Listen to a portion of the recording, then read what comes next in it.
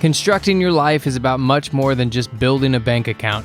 Each week, join real estate entrepreneur and mindset coach Austin Linney as he interviews guests who are constructing their dream lives and impacting the world around them on a daily basis.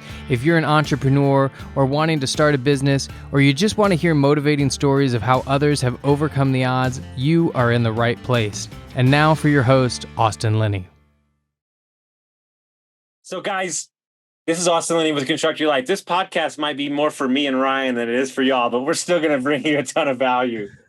Guys, if you're ever having a bad day, just call this son of a bee up and he'll make you happy. Look at that smile. You know, we rocked the guys. I'm so happy to get him on the podcast because I could say I knew him when, because he's becoming famous. I mean, you're everywhere, dude. Dude, thank you, man, for that reflection. First of all, nothing feels different yet, but it is really amazing, man. I mean, you know, when you follow your heart, it'll lead you to a lot of weird places, but whatever it leads you to will be exactly where you're meant to be. And that is what I'm experiencing at this very moment in time. well, you know, just to go back, and we don't have to share the whole story because, you know, some things are private, but ultimately understanding that your decision to give first without expectations, and I'm going to hit on that word for a while because I want to talk about it. But for your, you know, the plan that you devise, which I'm sure one day you'll write a book. I think we talked about that. You're writing a book about it, you know, has served me as well too. And kind of, you know, share as much as you want to about, you know, how you got into rooms that you probably, you know, you should be in, but before you were really set up. Yeah. It's a combination, you know, and I've tried to really think about this extensively as of late, because I do want to write a book on this. And the book's name, I'll tell the book's name, because the more I put it out there, the more the people are going to expect it from me, and the more expectations, the better I'll be able to actually serve it. So the book's going to be called Friends in High Places. And it's all about how to network. And it's not based on these tactics that people have of how to win people over, any of this stuff. It's literally meant about tuning into what your unique magic is, which is vague, right? I don't have an exact way to tell people exactly what that is. But, you know, if you have the space to tune into your life and actually understand what people reflect to you the most, right? Maybe they say, wow, you know, like you were saying, you just have the ability to make anything positive, right? You have the ability to brighten anyone's day, right? If you take that in and you really hone in on it, and then you go, okay, you know, who do I want to connect with in the world? And how can I take that unique magic, infuse it into what they like, and then be able to create like essentially a buffet to give them, right? And so like for me, it's been realizing what I do really well in the world that comes naturally to me, what these people that I want to interact with like, and what they might be missing from the world, and then just connecting the dots. That's really the strategy, right? And so it's a little vague, but you know, for people listening, it's really just like tuning into like who you are and what you bring to the table, and then connecting the dots of what's missing in the people's lives that you want to connect with, that you can provide for them. There's a guy that I follow. I followed him for many years. He had a bunch of real estate shows. He's a high-end designer, flipper, luxury dude out in the Hollywood Hills. Very popular, has a huge podcast. And then I think about my relationships with like higher money guys and people that have made money. You know what they value more than anything? Direct conversation. Yeah. Like his client was Anthony Anderson, you know, the dude on Blackish, like, yeah, like, dude, the guy does Hollywood people. And they asked him, they said, Anthony, what do you like most about Jeff? And he goes, Jeff just tells me exactly how it is. He's vulnerable and he owns up to everything. And I'm thinking to myself, like, I have sat across from dudes that were, you know, do $1 billion deals. And I told them to man up and stop playing small. And, you know, some people will be like, what the fuck is this? And then the guy leans forward. This was like a couple weeks ago, leans forward and goes, hey, thank you. Yeah. It was like, you know, and like, it was just me going with my gut and saying like, he needs to hear that right now. You know? Well, there's two things there, right? Number one, if you have a lot of money and you're around a lot of other people with a lot of money, then your main thing is not money anymore. Like, I don't know what point of that, you know, what point it reaches with money that you don't care anymore. About 350,000 a year, I've heard. Perfect. And so like when you get to that level, you're not really worried about making more money to the degree that people that are broke are trying to make money, right? Like you have other priorities at that point. And I think the other thing too is that when your life is designed like that with business, a lot of times you need more play and fun in your life, right? And so like by you being essentially in the mind of a child and being open and not worried about what people are going to think of you because it's coming directly from your heart, those people are going to hear that and go, wow, that person just made me feel better. And you know what's hard to buy with money? feeling better, right? You might be able to rent the shit out of it, but you really can't buy it. And that's what a lot of people realize with money. Well, what's interesting is I was talking to a client this morning. I have the mindset coach for the Alabama football team, the Patriots. I've had billionaires. I've had the dude that runs like 15 high-level coaches. And you know what I realized, and MLB All-Stars, I've had them on the podcast. What everybody, every one of those people have is they always have a notepad, and they're always intrigued to learn. They're humble learners. And every time I looked at all of them on scale, and I was like, yeah, they might have different abilities. They might have grown up somewhere different. But it's like, literally, I'm worth millions. I've been to the top of the mountain, and I'm here with my notebook learning about cannabis and NFTs. And they're just like, they're so excited about it. And I realize they're always open for more. Well, you know what I think that is too, is that, you know, whether it's the money that got them there, or really, I think that they were able to get the money because of this. They learned some way, shape, or form to not put too much pressure on themselves. Because when you put a lot of pressure on yourself, whatever you do, regardless of how much you love it, it's going to become a job and it's not going to be fun anymore. And so I think that when you get to a certain level of business, you understand that there's going to be ups and downs, and they're just two sides of the same coin. You don't put pressure on it other than, like, you know, making sure that you're fulfilling your duties. And so for these people, they don't mind being the beginner because they understand that being the beginner is just the other side of being an expert. And to the degree that you can be a beginner, you can get into the beginner's mindset and pick up things that even the experts don't realize because they've been in that world for so long. And so it's this beautiful, like, you know, power zone of being able to tune into all the newness, but also come up with a beginner's mindset that can notice things and actually reflect things back to the people that have been doing this for years that they might not even realize because they're just in it all the time. They're so in it that they actually can't take an outside perspective because they're so in it and they're so good at it, they're putting pressure on themselves. And so I think that's really what's going on there. And what I've experienced too, when I get into something new, is I'm not afraid to ask questions because I know I suck at it. You know, that's why I'm there learning. So yeah. And I think what's interesting is, like, I was doing a rant the other day, and something that saved my bacon really. There's two factors going on, especially in business deals, clients, coaching, just everywhere. It's expectations, and then there's victimhood, and then there's, extreme ownership, right? Mm-hmm. And I truly believe that I would not be sober. I truly believe that I would have ran my car off of a tall mountain in the last couple of days if it wasn't for, two things. What expectations did I place on this? That's on me. What part do I play in this? And what am I trying to learn? And let me explain something to you. Those three right there sometimes feel like you have a razor running through your, trying to, like, get to the point. But I've always found that with those, I can at least get to a space of, like, middle. Absolutely. Well, I think because, like, I'll speak for myself. Oftentimes I forget that there's levels to this shit, right? So you take extreme ownership, let's say once in your life, and you're like, I got this down. And then when the victimhood comes out, right? Because it happens, we're all human beings. We have the human condition, and we're programmed that way too from society and things like that. And people that expected the best for us, or, wanted the best for us, but did so, and taught us based on their limitations as well. When we're able to do that, we're able to at least pattern interrupt and go, okay, wait, let me take an outside perspective. Let me realize what's happening right now. Oh, I had expectations, like you said. Oh, I might be feeling a little bit of victim. And rather than judging that part of me, what can I learn about it? Okay, cool. So I came up against another one of my edges. If this type of, catastrophe or event happens in my life, then the victim is still there. So now there's an opportunity, if we then jump into extreme ownership again, to learn from it, Dude, I feel it, man. I hate you so much right now. Dude, I've been dealing with it too. It's like, it's so funny, man. Well, here's what happens. Happens, right? My standards are super high for myself, but even I lean out, like I'll always work out. I'll always eat good. I'll always do things, but those are things that are ingrained in me.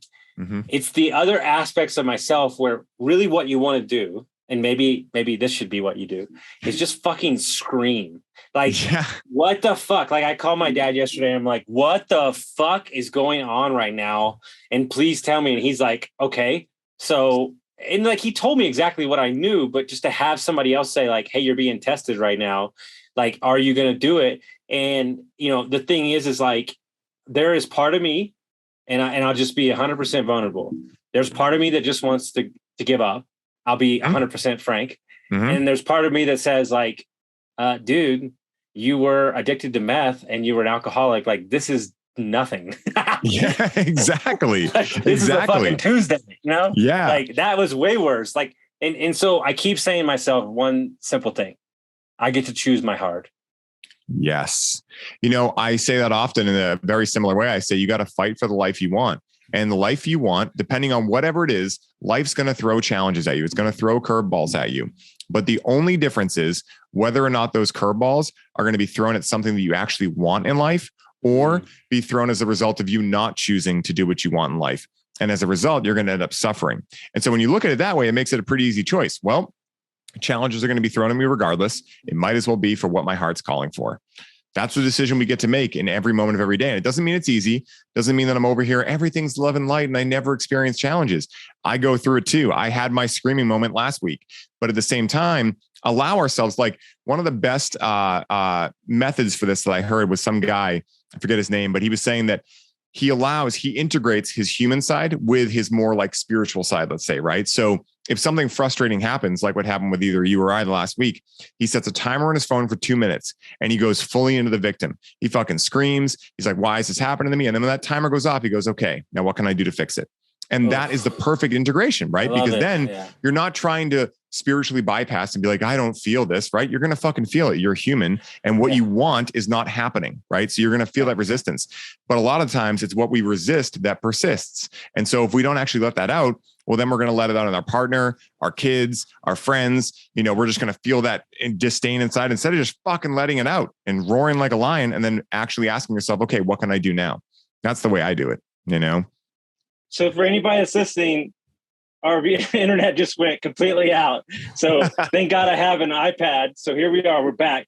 So it's funny that you say that when you're saying take the time and say, 2 minutes on my phone, 5-second rule, 5 minutes, all that stuff. I think if I'm being honest with myself, I'm not giving myself the time to just be upset. Right.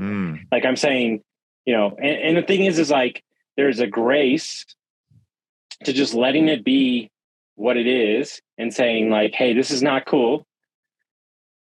I'm going to feel that. And then I'm going to move on to the next thing, because the issue that I see in most people is they don't feel it at all. And then this thing persists for 2 to 3 to 4 years. And it's the root of this one little thing. Yes, 100%. To the degree that we do not feel every emotion in our life is the degree to which we're not going to be able to feel any emotion fully. And so like when you realize that, like Joseph Campbell so famously stated, bliss is any emotion felt all the way through. To the degree that you want to be the happiest you've ever felt, you need to be able to experience the saddest place you've ever been, right? To the degree that you want to experience excitement, you're going to potentially need to experience anger, right? Like all of these emotions are part of one color wheel. And I think that what happens, at least for me, I'll speak for myself, what happened for me is that I ended up unconsciously learning, right? Or programming myself, I'm not exactly sure how it happened, that there were desirable emotions and undesirable emotions. And like, that makes sense logically, right? Like I'd rather be happy than sad. But when you actually play that out, well, then you end up kind of riding this gray line for a long time. And that's what ended up happening with me and cannabis, right? Like that's how I started this whole movement that I'm doing now with Conscious Cannabis, was because I realized that when my father passed away, it was extremely hard for me. And rather than feel it, because it was really shitty, I decided to run from it and numb myself out with cycles of busyness, overworking out and getting tendonitis all over my body and using cannabis unconsciously. And so rather than judge myself for those things, I was able to actually go back in time to that period of my life, show that version of myself love through, plant medicines and other coaches and things like that, and actually bring that version of myself that was traumatized back into my wholeness. Because I think that whenever we have anything happen, this is what soul retrieval is in shamanism, right? It's like an event happens that was so traumatizing that you couldn't process it in the moment. So therefore, a part of your soul still lives in the past at that time. And then therefore, you do not feel whole. And so you're looking for wholeness in the external world, but you'll never find it until you actually look within. Right? Like looking within is the last true frontier. We're so worried, as a society about looking out, what's in the stars, but the last true frontier is the mind, is the actual being. And I think that the more we can tap into that, the more we're going to be able to find that wholeness from within. and the less we're going to be concerned about these emotional states. They still fucking suck when they happen, right? But you're going to be able to remember it quicker that like, oh, this is just another side. This is just another flavor of the ice cream wheel that is human emotion. When I'm in these kind of like, let's call them murky waters, where some things are kind of disheveled, I always find myself going back to Don Miguel Ruiz and reading, 5 levels of attachment, of 4 agreements, and to me, it's like, it's exactly what I need to hear, like right in that moment. And, I'll be 100% frank, like, we're traveling, we're in 200 square feet. It's not always roses. It's hot as fuck right now in the summer, I'm still working out every day, but not to the level that I want to. And so, there's these conversations, these internal conversations that you're saying, okay, you're doing good. You're doing everything that you should, but you're not feeling it the way. And one of the things that me and my other podcast hosts talk about is like, you got your gratitude list out, you're doing your morning meditation, but you're not embodying it anymore. You're not feeling it. You're just a checklist, right? Like that's what we turned the morning routine. And so, what this is saying to me is maybe it's time to shake it up. Maybe it's time to do something a little different. Like I know this sounds like asinine to anybody that doesn't understand this, but I slept an extra hour the other day and I felt like I was swinging from the stars. Like, yeah, you feel like a rebel, you're like, whoa, who is this new version of me? And I think that like structure is fantastic up until the point where it's catastrophic. And so like for men, we love structure. It's what we provide in life and it's what we love, but it's a very fine line because for instance, if you have I'll use my own example. If I know that I wake up every day, I make a morning margarita, I go outside, I sit on my mat and I do breath work in the sun as the sun rises. Then I do my mystery school rituals with my feet in the grass to pick up the Schumann resonance. Then I go inside and meditate.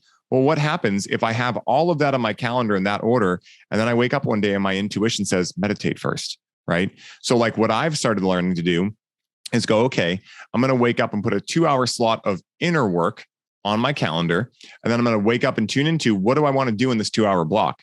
And I found that to be really helpful because that way I'm still providing a structure that makes sure I do the things that are necessary for me to feel good and feel like myself, but I'm also giving myself enough wiggle room to play, allow the flow and allow the feminine energy to dance within there. And I think that's really important, especially for men, but for women too, because we both have masculine and feminine energy in our lives.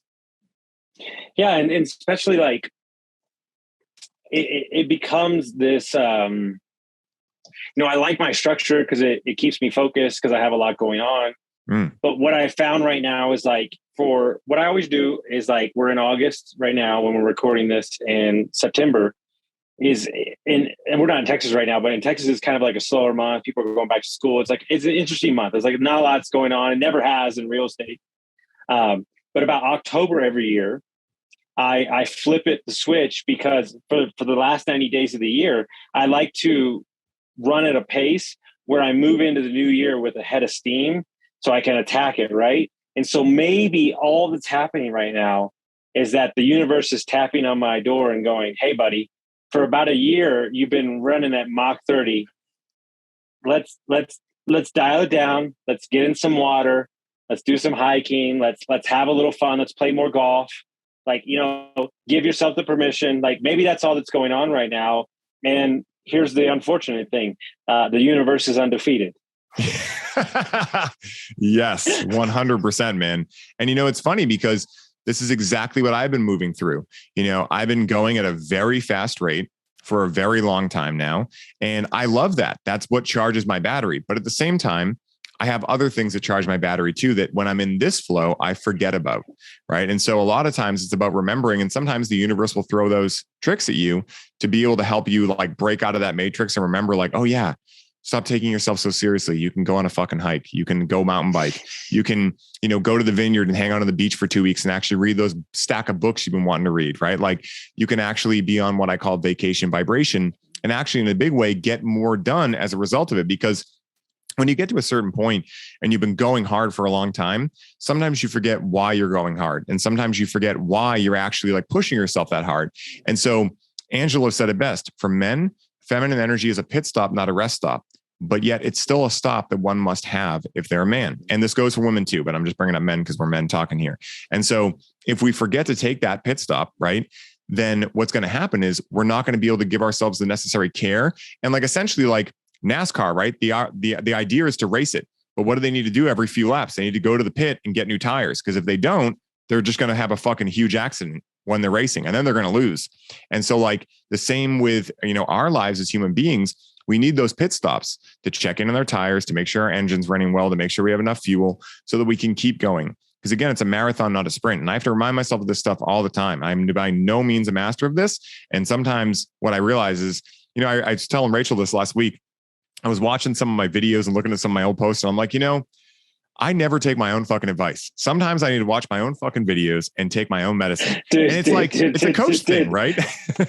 Dude. One of my best friends in the entire world that got me into personal development. I swear to God, I remember this like it was yesterday. We were in Calabasas. I just started dating Cassie, and we were like traveling, and I was in a bad spot. And he was like, "Hey man, so there's this guy on Instagram, and he's this fucking badass, and his name is Austin Linney, and he gives out the best advice ever. You should listen to him." And I was like, fuck. And it's like, I feel attacked. It's like, yeah, but it's like, but especially as a coach, it's so easy to just give out advice and help and help and help. And then say like, okay, so like, what's this thing?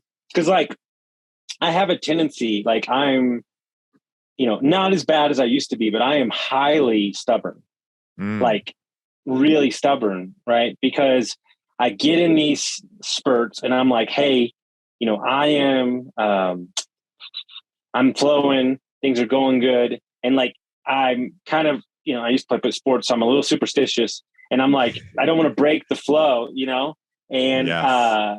And so like, when that is the thing, like, the problem is that when you run so hard that even the downturn, you can't turn it off. And so what I found is there's two extremes. Like it's either I'm all on or all off. There's no in between.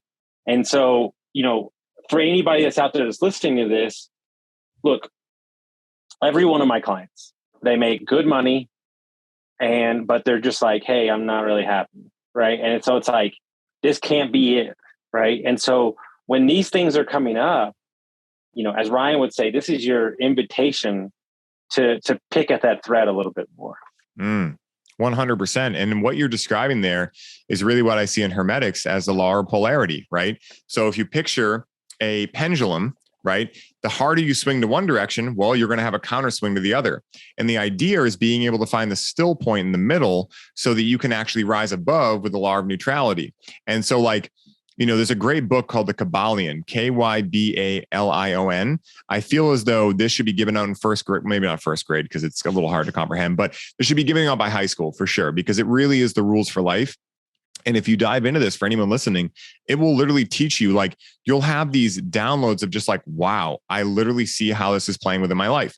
Another one is the law of correspondence, as within, so without, as above, so below. What that means is like we were talking about earlier, if you're looking for love and you're looking externally, well, the reason you can't find it is because you haven't given it to yourself yet. Right. And so like these laws help us navigate through life, and they are our control alt delete button. Because again, what do? We walk around with so many tabs open, and it's not bad that we want to have tabs open, but eventually we run out of RAM.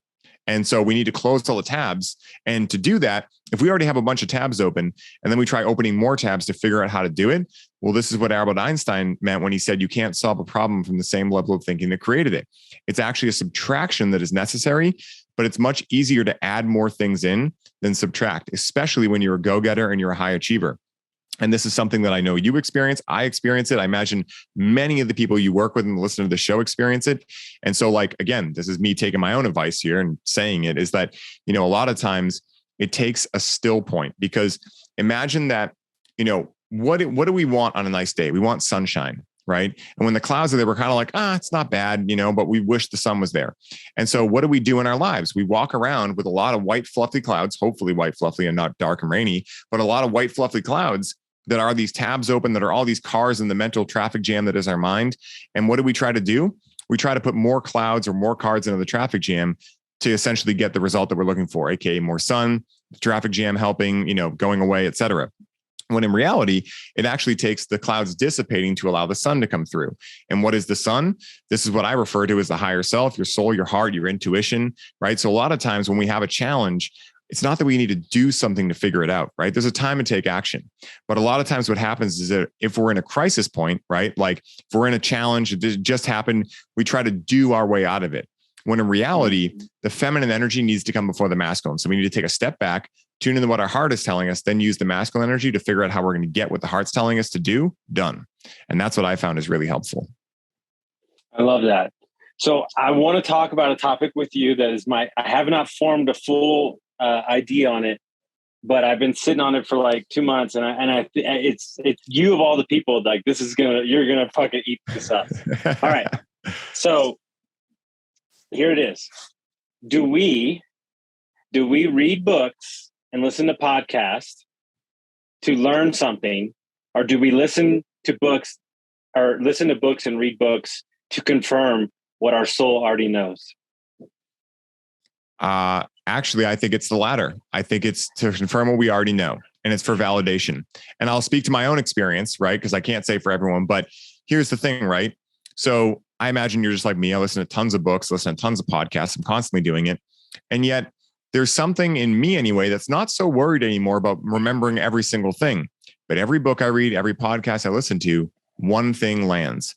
And I take that one thing is what I already knew, but I didn't trust myself enough to just own it. Right. And so it's almost like training. That's exactly it, dude. Yeah. Dude, I read a 400-page book, and 2 sentences changed my life. Yeah. That's what it is. I mean, like, think about it this way. And I've experienced this. So like when I've taken large doses of psilocybin, right, I break through, and there's a point where I get to where I am literally so calm. I'm completely connected to all of my intuitive nature, right? My clairvoyance, my clairaudience, my clairsentience, my intuitive knowing.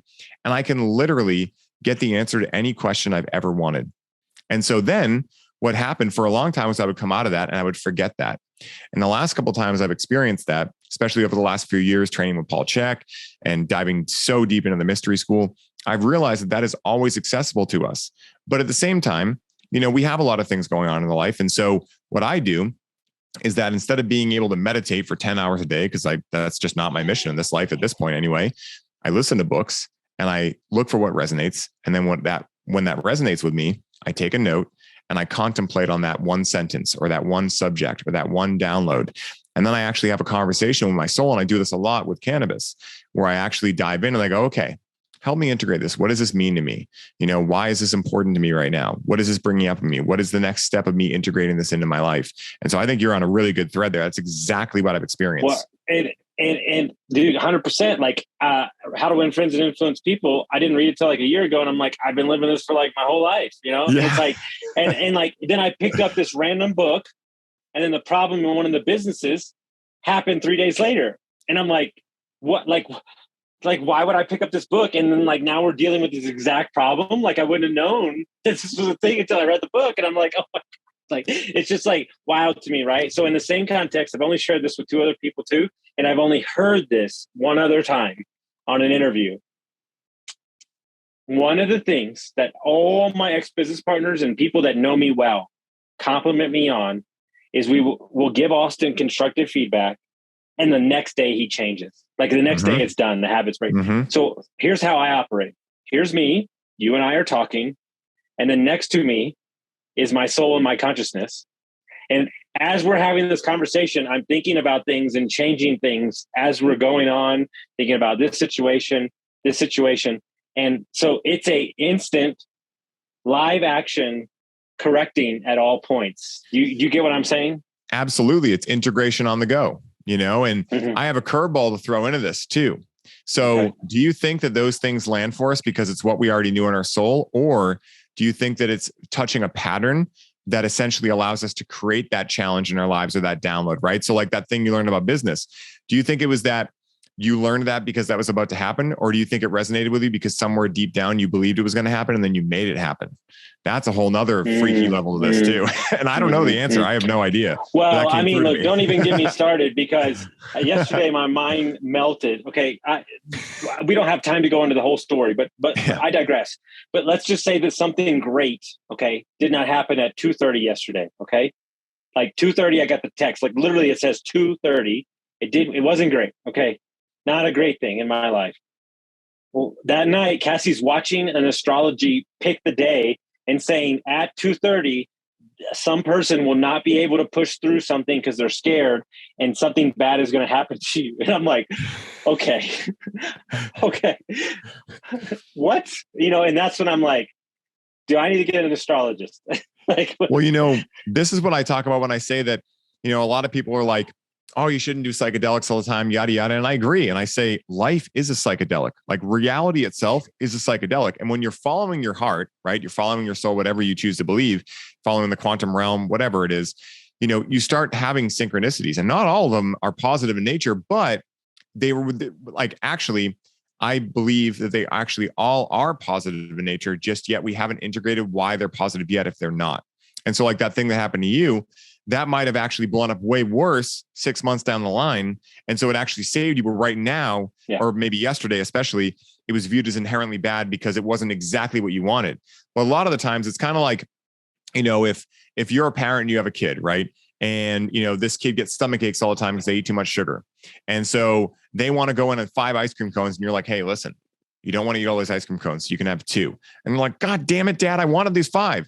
But then they don't get a stomach ache and they're able to go out and play with their friends. Right. So it's like, there's such a mystery to this. And I think that that's the great part about life, is that there's mystery, right? There's things that I will never know. I mean, honestly, I'm never going to know anything objectively.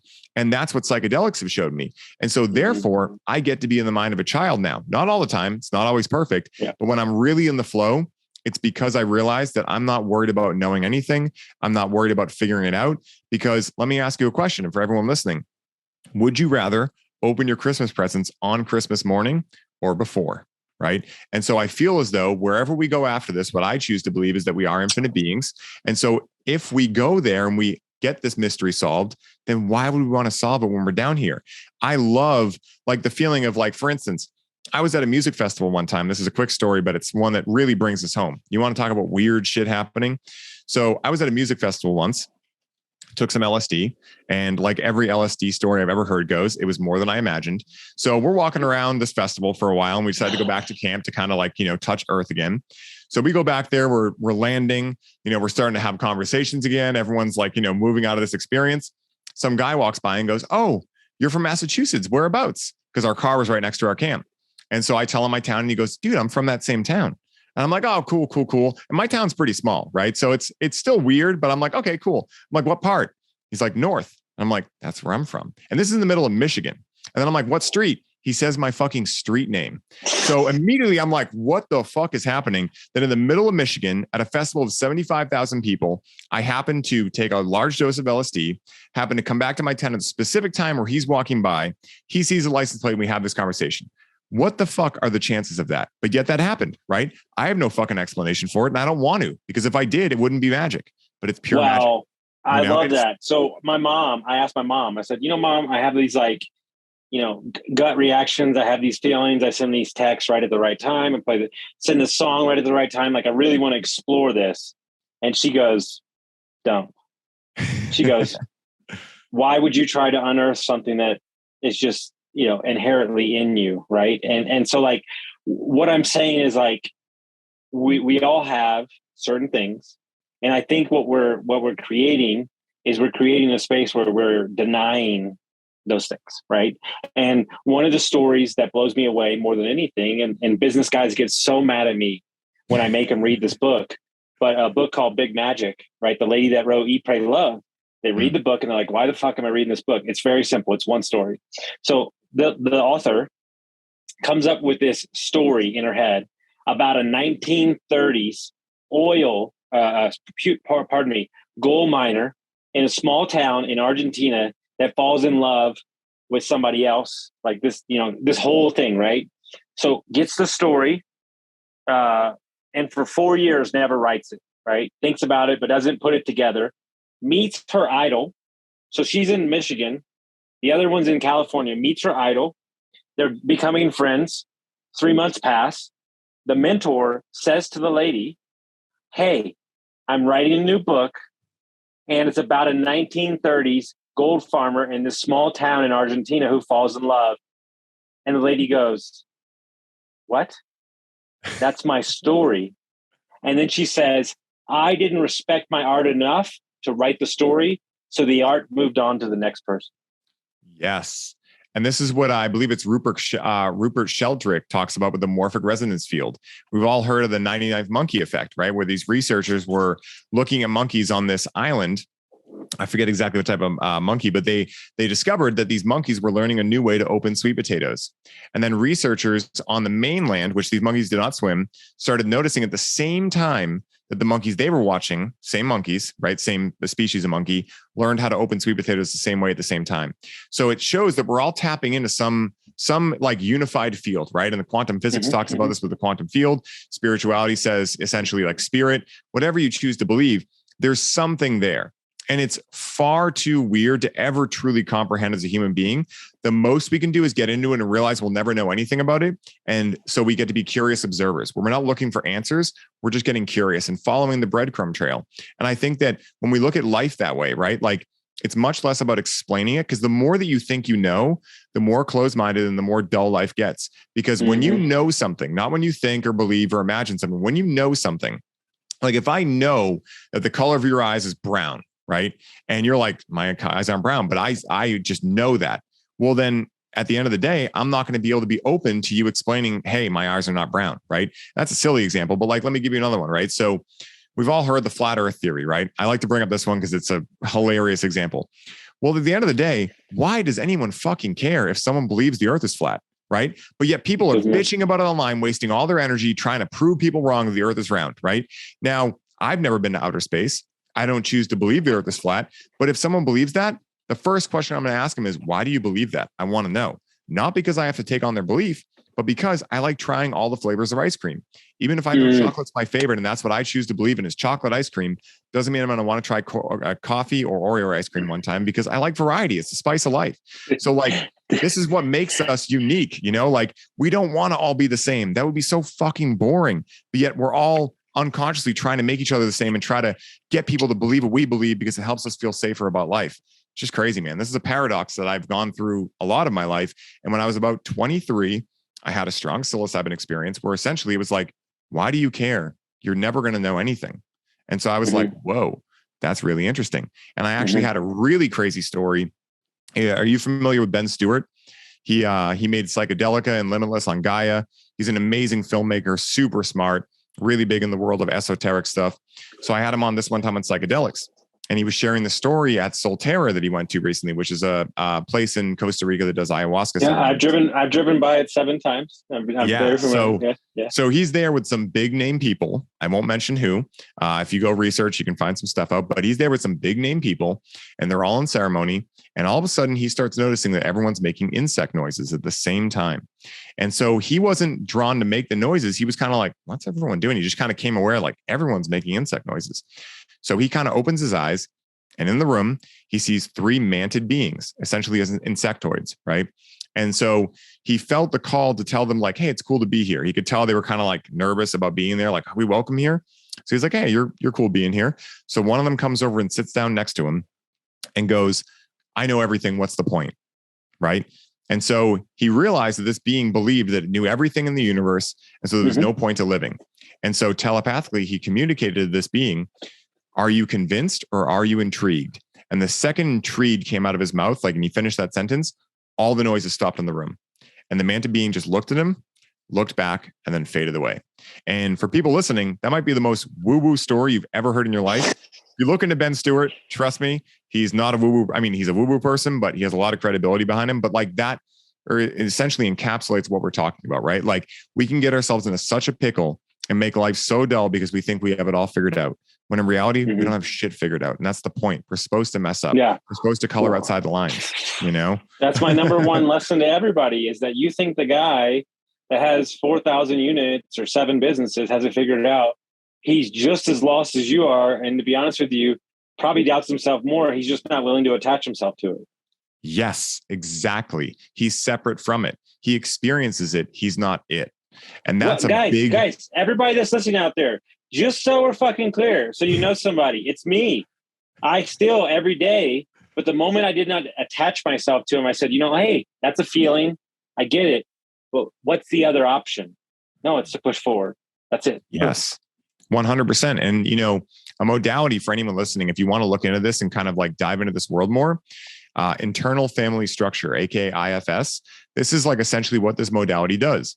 And I've trained in this a lot, where essentially he breaks open. I think the guy's name is Richard Schwartz. I might be wrong. I think I'm right on that. But he dives into this whole idea of multiple personality disorder. And he essentially, burns the sacred cow by saying that we all have multiple personalities. It's just that people that get diagnosed with multiple personality disorder, their personalities are farther apart. So when they're in each one of these personalities, you can tell they're a totally different person. Where ours, right? Like one might be fear, one might be anxiety, one might be anger, one might be excitement, one might be passion, right? But we have all these different personalities. And if we can actually get in there and get back into the seat at the head of the dinner table, which is the self, and hear these voices, but not experience these voices, but not be them, then we can actually hear out what maybe anger is saying to anxiety and be their mediator, right? Like we are all our own coach first, right? And that's huge. I love, thank you for hitting on that. The question is, are you angry or are you sad? Yes. I think parts of me are sad. I don't think I'm angry. Well, you know what anger is? If you look at David Hawkins' scale of consciousness, anger is consciousness on the rise, right? Like shame, guilt, sadness, those are lower density emotions. And when anger presents itself, it actually means that it's coming through you, right? And right after anger, I believe comes pride, and then there's courage, and then neutrality. And then you start moving up into like love, harmony, enlightenment is at the very top. So like a lot of times, like you were saying, right? Like there's times you want to scream. You remember when you were a kid, for anyone listening, and you too, Austin, you remember when you were a kid and you were happy, and then all of a sudden you didn't get your ice cream cone or something. And so you cried and you cried and you cried, and your mom was like, I'm not giving it to you. And eventually you were just cried out, and then you went and played anyway. You didn't get your problem fixed, but you were just happy. Well, that's what I'm talking about, right? Emotions come in waves, and the more that we can express them and not judge them, well, then we just experience them, and every emotion is going to run its course if we allow it to do so. But what happens is people get so scared, and I'm one of these people. I have been this person. So like people get so scared of the emotion that they end up holding it off for 10, 20, 30 years. And they live in suffering because they're just not willing to feel it fully. When in reality, that emotion could be felt fully in as little as 10 minutes. And then it's gone. And then move on. Yeah. Well, that is the one thing that's great about guys is like, we're like, boom, boom, boom. Okay. We're over it. Like exactly. Worst thing we'll do is punch each other a couple of times and be like, all right, cool, man, let's go grab a beer or a joint or whatever. It's like, I am very grateful that I am a guy in this lifetime. Women are way more powerful than I would be able to handle, No, I 100% stack my corporation with lots of women. Yeah. Because we need some sanity. We need some sanity in that situation. Yes. I mean, I tell Rachel all the time, like, you guys are definitely the stronger gender. And I have no problem admitting that because I don't have to interact with all this stuff. Yeah. Right. It's kind of like, you see the CEO and you might think like, oh, I want their job. And then you realize how much they do. And you're like, you know what? I'm fine in my role. Right. That's how I feel. Dude, I tell you right now, and I mean this wholeheartedly to everybody that's listening out there, moms that have more than, just fucking one kid. The fact that y'all get anything done and hold down a job, God bless you. I literally don't. Everything that you want to do is closed when you get off work. So I don't know how the fuck you get everything done. I have no idea. I mean, you want to talk about hustle mentality, right? Like I learned a lot from Rachel and I thought I was a hustler, right? But like just the things she does and she doesn't even think about it. I'm like, wow, that's amazing. And I think that like we're speaking to this deeper truth that we all come from the same source, at least what I choose to believe, but we're all different shades and colors of that same source. And so we have the opportunity to learn from one another. But when we're so busy getting fucking triggered and trying to say that we're better or any of these things that people get stuck into, then we miss the lesson because, I forget what spiritual guru said it. I mean, a lot of them have said it in different ways, but like, Ram Dass specifically said, we are all walking each other home. So what I take that to mean is that when I talk to you, there's going to be certain things you say that actually like resonate with me because That's where I'm at right now. And that's why we get along, because we're at a very similar level. And so this is the idea of like, you are the collection of the people you spend the most time with, right? Well, like a lot of times that's looked at quantitatively, right? Like, oh, I just choose different people and I have a different reality. Well, it's not really that, right? It's that as you choose to work on yourself, you're going to start resonating to different people. And certain people in your life are either going to go, hey, I like that thing you're doing. Tell me more about it. Then the invitation's made and they're going to come with you. And other ones are either going to go, no, thank you. Or they're going to try to trigger you to bring you back down to their level completely unconsciously. And so like, this is the idea of we're all walking each other home, but we get to choose what path we want to walk. And whoever walks that path with us are the people that are meant for us, people, places, and things that are meant for us. And so, I mean, it really comes back to like, it's all divine timing. It's all perfect in nature, but yet we have to come to the conclusion that it's perfect in its own way, because it's probably not going to be exactly lined up with what we think is perfect in our logical mind. But deeper in our hearts and our souls, we're going to realize when we really come down to it, holy fuck, I'm so lucky. I'm so glad all this stuff happened. I'm so glad for my challenges. I'm so grateful for it all, because it made me who I am. Well, thank God we have a board of advisors, and they're amazing people that have been through the wars. And she said something to me, we had a quick conversation. She said, Austin, I'll tell you this. You'll be so thankful that you didn't get that money, because that money is toxic. Exactly. And you don't want that energy in your life. It wants to be exchanged properly. You need to have a fair exchange. You want to do it. And man, I'm telling you, like, it kind of just set me back, and it's like, okay, like, cool. Like, that's what I thought I wanted. And the thing is like, it's still not easy to digest, but it definitely makes it easier to understand, like, hey, not all money's created equal. Not all relationships, not all business partners, not all client coach relationships. And I don't mean that I'm not at fault. That's not what I'm saying. But when I've examined the relationship, I realize that me as a human, I'm showing up at all times. Mm-hmm. So as much as I try to blame myself, they might not just be ready to make the shift. 100%. And here's where it gets fun. Here's where it hurts as a coach. That lesson that they might not accept right now could change their life 4 years from now. And like my podcast producer says, if you told me that your ultimate mission, no matter what, is to impact everybody, then you need to be okay with it going south sometimes. Yes, because that's part of impacting hard. People. Because if you want to impact everyone, well, if you're only successful and that's the only thing that you believe about your life, well, then you're not going to be able to impact everyone, because there's some people that feel like a failure and they're going to need to hear someone else go, hey, I feel like a failure sometimes too. And this is what I do to get through it. And then they go, holy shit, if he can do it, I can do it. And boom, now you impacted people. And so I think this is like really, an opportunity, an invitation, rather, to use that word again, that we all have in our life, is to look at everything in our lives as an opportunity to connect deeper with those around us, and ourselves first, of course, but those around us, because we are all going to lose someone we love. We're all going to have our heart broken for something. We're all going to wish for the best for something and have it not work out. And so we're actually universal in a lot of ways. And this is how I really believe we're going to move from, not to open a deep rabbit hole, but we're going to move from scientific materialism, which is the kind of like meaning that society is attached to right now. I only believe it if I can see with my eyes, into holism, right? Which is, oh, actually, we're all much more alike than we are different. And it doesn't matter what color skin we have or what gender. I mean, dude, we don't have another hour. We don't have another hour. But dude, funny enough, I stopped young camp people who were talking about, they were reading their Bible, and I loved that they were like working on themselves and like asking questions. And like, I stopped to talk to them for like 20 minutes, and they said, what do you know? Like, what is something you're out there in the world? They're young.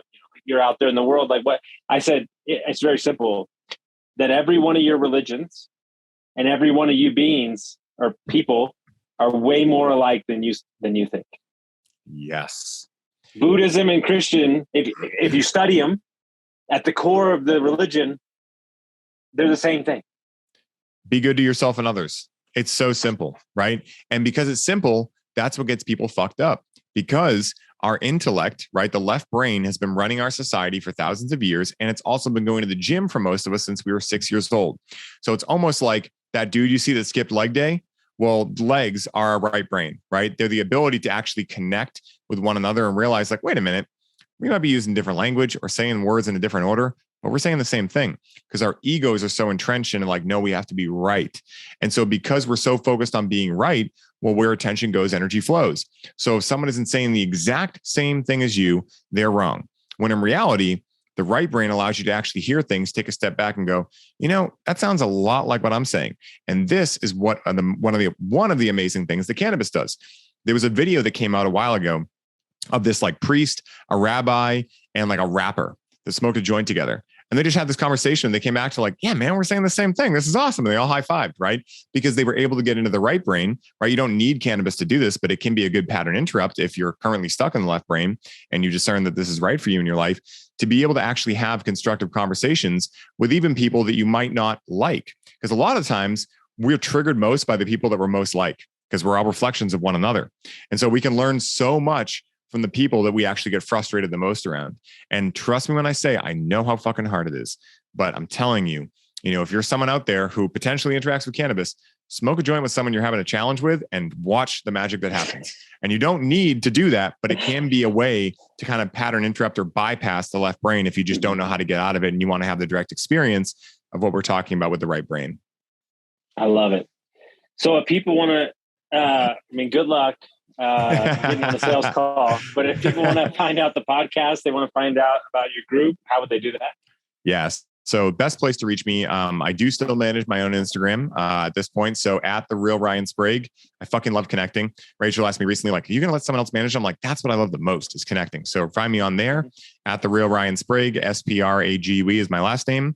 The business account, if you want to learn more cannabis tricks, at highly.optimized. We have a free Facebook group called the Ceremony Circle. I'm in there once a week, giving it live and open it up for questions and answers. It's super fun. Great way to connect with like-minded individuals.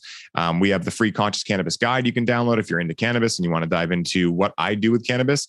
And then also the podcasts, the Highly Optimized podcast, which showcases conscious leaders living a life beat of their own drum, and the This One Time on Psychedelics podcast, which dives into true firsthand accounts of the experiences, benefits, risks, and transformations taking place within the ever-expanding world of plant medicine. So you've been on both of them. Go check out Austin's episodes. They're fucking fire. So that's where you guys can find me. I love it, man. I appreciate you so much. Guys, if you got some value from this episode, send it to a friend. We'll see you next time.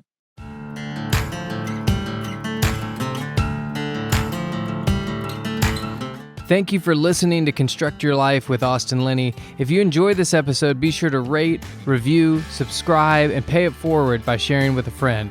Most importantly, take this opportunity to start constructing your life by taking immediate action on what you learned.